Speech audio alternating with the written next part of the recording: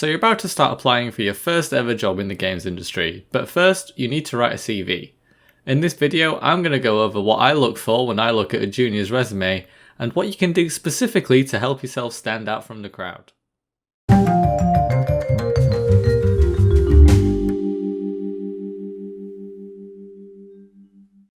This channel is all about getting the next generation of game devs into the industry, so consider subscribing for all the latest tips and guidance on how you can achieve your dream of making it in video games. In this video, I'm going to go over the key areas of the CV, what you should be including in your CV, what you should avoid, and what is going to make you stand out from the crowd.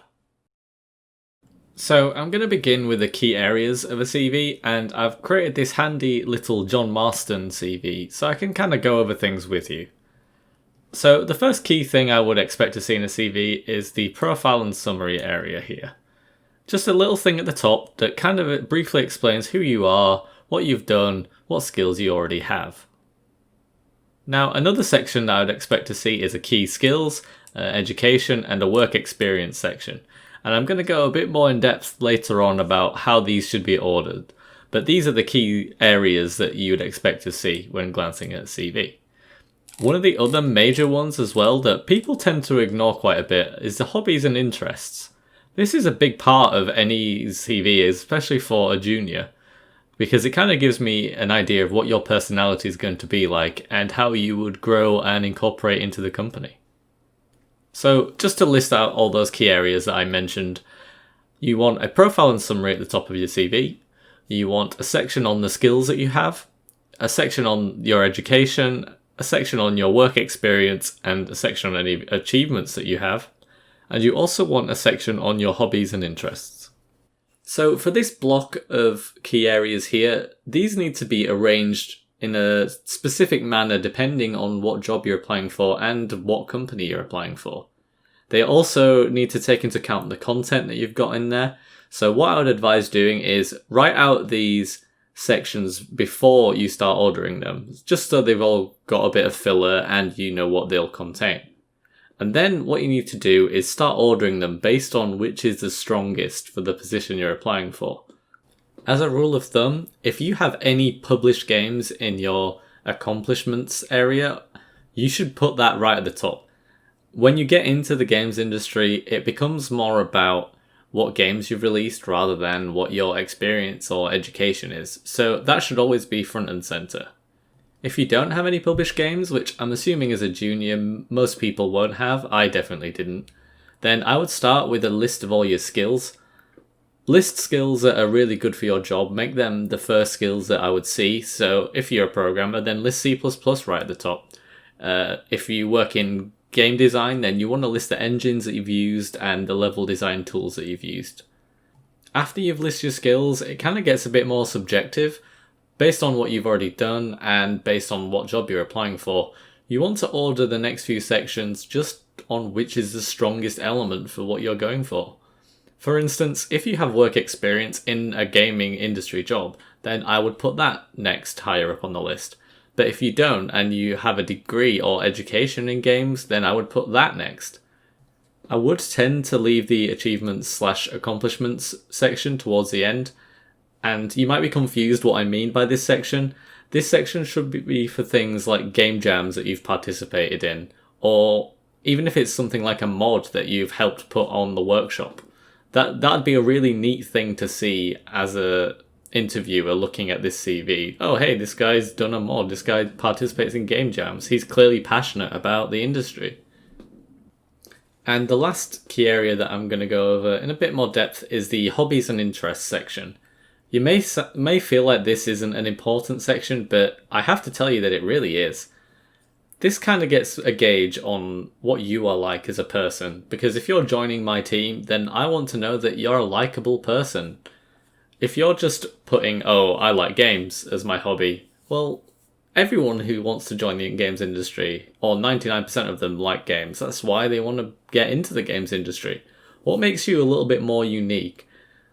What I'd also say is, if you have any team-orientated hobbies, put those as a more prevalent, because they show that you can work in a team. The amount of CVs I get, and it's always, I like playing games, I like reading books, I like playing guitar. These are the three things that are all solo hobbies and interests, and while they are interesting in their own right, it's so much stronger to see someone who has been part of a team and has pushed to work with other people and have fun with other people. Okay, so now I'm going to go over what you need to include in your CV. And I'm assuming for this part you've already kind of got a section on each of the areas I mentioned in the previous part of this video. So I'm going to go a little bit more in depth on what else you need to add. Now, one thing that is really important and that should be right at the top just under your name is a link to your portfolio.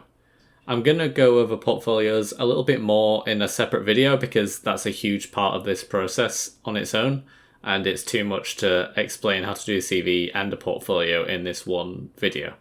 But make it a nice link. It'd be better if it was hyperlinked so I don't even have to copy and paste it. I can just click on it and it would open in my browser straight away. Doesn't have to be a website, it could just be a YouTube channel with videos on what you've done. Another thing that you should include, especially in your key skills area, is all the little things that you've done. So if you've got any knowledge of version control, put that as a skill. That's a good skill to have because it's used everywhere in the games industry, as it should be. If you've even used a tiny bit of Unreal Engine, put that in there. When you're applying as a junior, I know that your key skill of C++, your key skill of Unreal Engine is nowhere near the standard it needs to be. You're a junior, that's why you're applying for a junior job. But if you have any experience with it, put it in. The last thing I'd say to include, that most people might not, put any kind of random jobs that you may have had, any work experience jobs, even if that comes down to retail work. Retail work is great because it teaches you to work in a team, it teaches you to work in a hierarchy, you develop interpersonal skills, you get loads from working in any job, so you might as well list them because they're only going to be a benefit.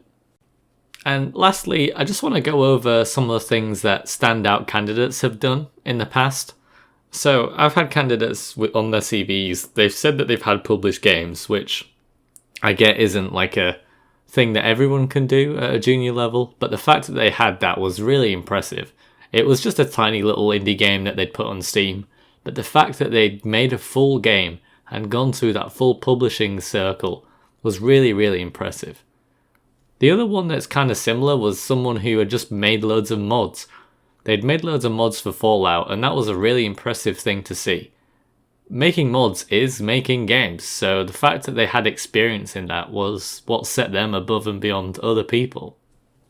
The other things that I've seen that set people apart are people who've finished really high in game jams. I've seen people who've finished first or second in game jams of 50 plus people. That is really, really impressive. People who already have experience in the industry, just through internships, again, really impressive. You should be doing these things right now, or planning to do these things so that you can get them on your CV and get you into the industry. This is the hardest part of getting into the games industry, is this first step to getting your first job. So anything you can do, any way you can somehow get a foot in the industry by making mods, making games, doing game jams, I highly encourage you to do so. And if you put them on your CV, you're going to look great. And that's all the tips that I have for right now. So I hope this video has been useful to you, and if you have any extra questions or anything you want answering, please feel free to drop a comment below. I'll be monitoring them fairly regularly. If you also want me to look over a CV, I'm more than happy to do that too, so just drop me a message. If you're enjoying the content, please subscribe, it really helps out. I'm trying to grow this channel and help new people come into the games industry, so anything I can get there would be fantastic. And yeah, once again, I hope this has been useful for you, and I hope to see you in the next video. Thanks very much for watching. Bye for now.